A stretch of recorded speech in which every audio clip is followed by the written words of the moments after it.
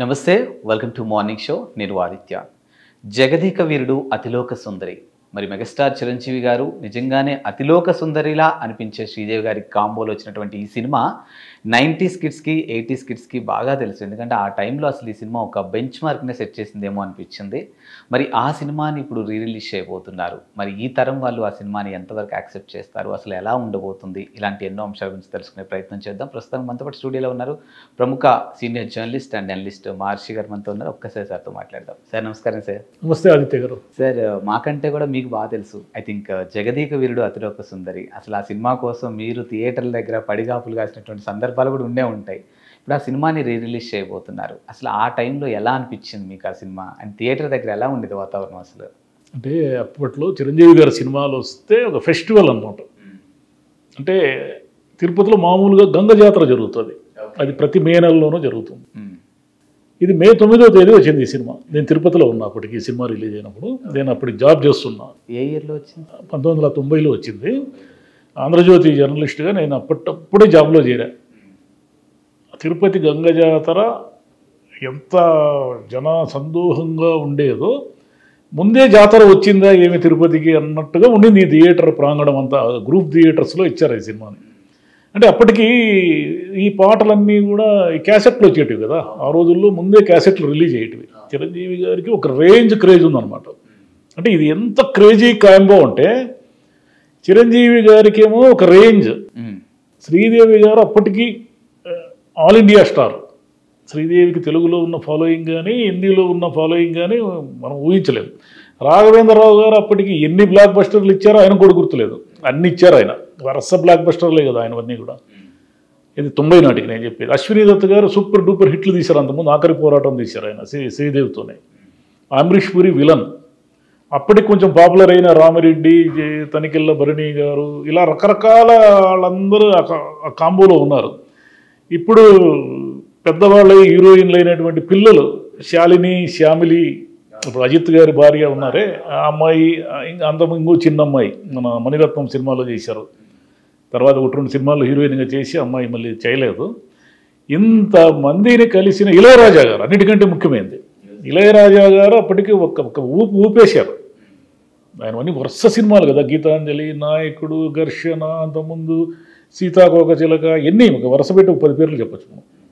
అంటే బ్లాక్ బస్టర్లు అన్నీ కూడా మామూలు హిట్స్ కాదు అవి.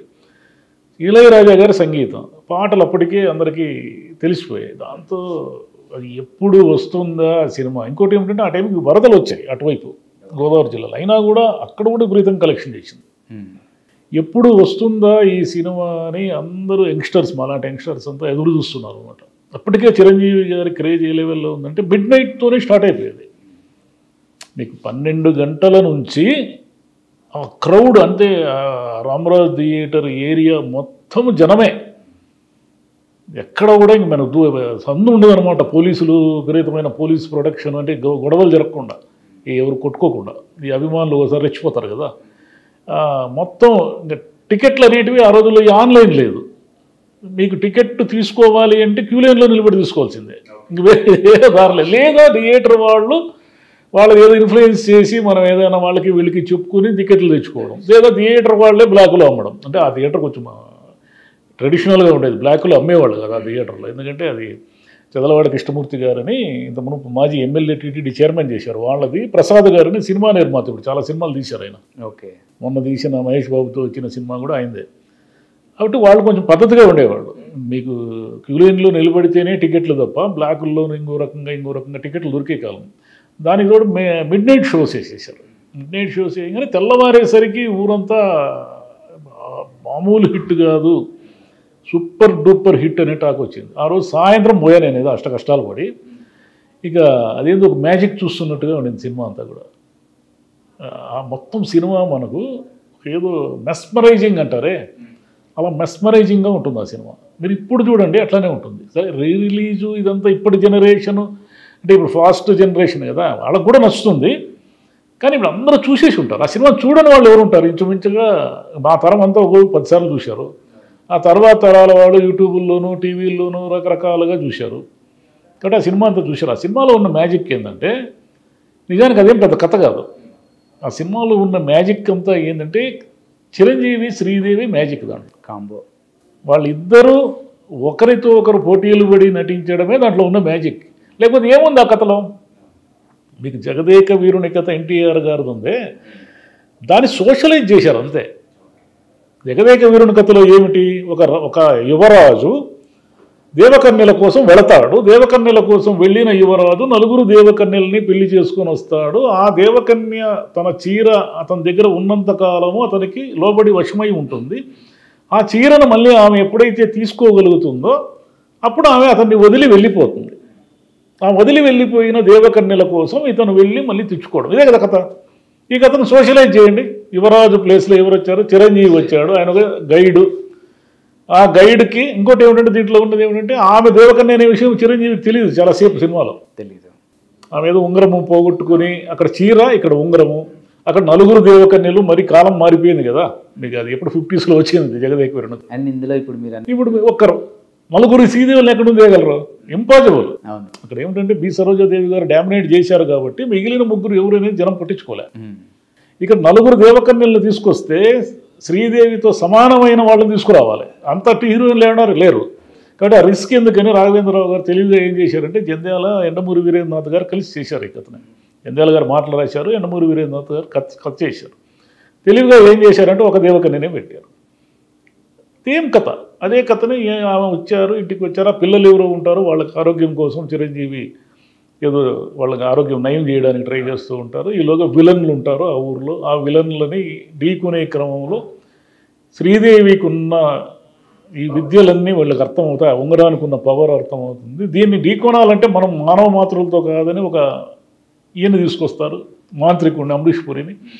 అతను కట్టడి చేయడానికి ట్రై చేయడంలో వచ్చే సంఘర్షణ ఇదంతా కలిసి కొంచెం చిన్న ఎడబాటు, మళ్ళీ ఇద్దరు కలుసుకోవడం, అంతే కదా సినిమా.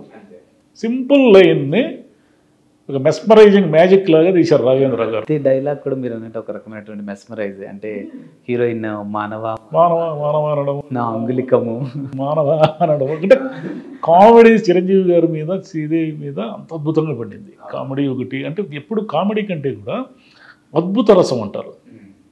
అద్భుత రసం అంటే ఏమిటంటే, మనము అట్లా నోరెళ్ళ పెట్టుకొని షాకింగ్గా చూస్తూ ఉంటాం అనమాట. అది బాగా పండింది.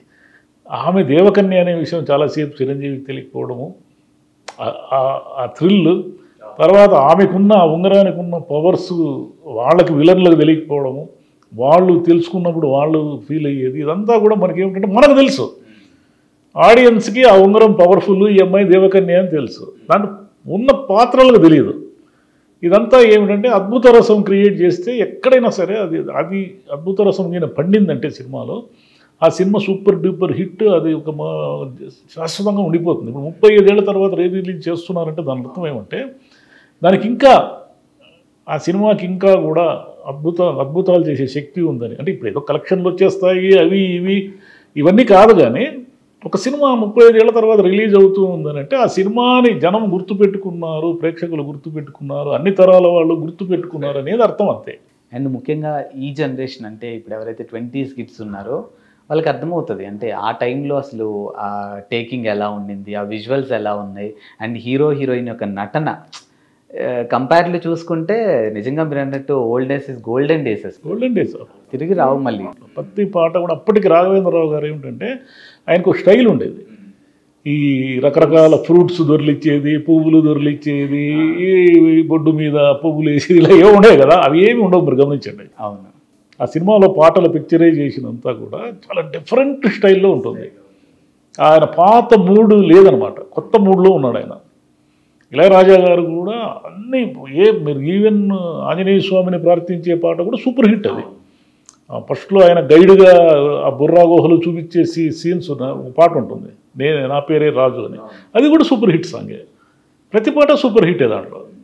అంటే ఆ రోజుల్లో అసలు మాకైతే తిరుపతిలో విపరీతమైన ఎండలు, మే నెలలో ఎండలు అనమాట. అంటే ఇంకా ఏసీలు లేని కాలం కదా, ఇప్పుడు ఉన్నంత విస్తృతంగా ఏసీలు లేని కాలం అది. అందుకని ఏసీ కోసము జగదేక వీరుని కథ అతిలోక సుందరి సినిమా కోసం పోయేవాడు. ఎండ ఎక్కువైపోతే ఒకటి చల్లగా ఉంటుంది, సినిమా హాయిగా ఉంటుంది. అండ్ టికెట్ రేట్ కూడా చాలా తక్కువ ఉంటుంది కదా సార్? అంటే ఆ రోజుల్లో జీతాలు కూడా అంతే కదా. 800 నా జీతం. ఓకే. 800 జీతానికి 3 రూపాయల టికెట్ అనేది ఎక్కువే. అంటే రేటును మనం ఎంత సంపాదిస్తున్నాం అనే దాన్ని బట్టి ఆ విలువ ఉంటుంది. ఆ రోజుల్లో బిర్యానీ 20 రూపాయలు 18 రూపాయలకు వచ్చే రోజులు కదా. 90 నాటికి చాలా తక్కువ, 3 రూపాయలకి ప్లేట్ భోజనం వచ్చే కాలం. థియేటర్ రేట్లు అంతా 4 రూపాయలు 5 రూపాయలు మ్యాక్సిమం రేట్.